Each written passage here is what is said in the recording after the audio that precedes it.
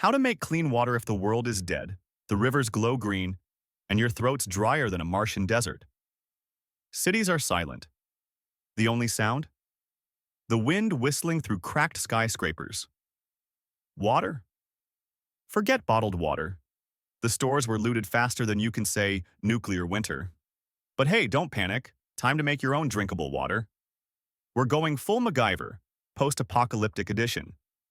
First, you'll need a large, relatively clean container. A busted bucket? Perfect. A repurposed helmet? Even better, added protection from stray radioactive squirrels.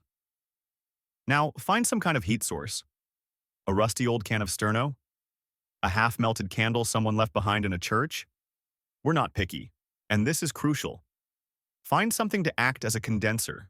A plastic sheet, even a large clean leaf will work in a pinch.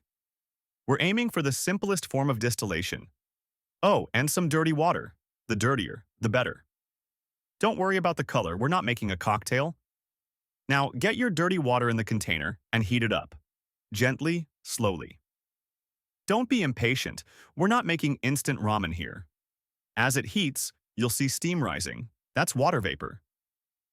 Remember middle school science?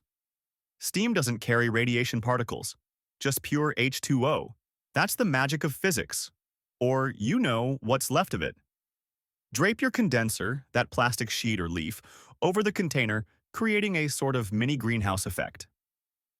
Let the steam condense on the underside of the sheet. Now, this part is important. Watch closely. See those droplets forming? That's your clean water, collecting right there.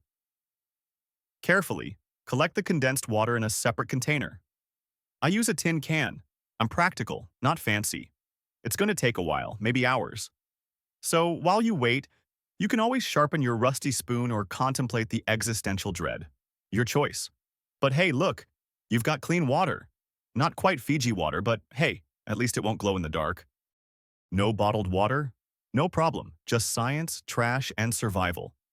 Now go on, hydrate. You earned it.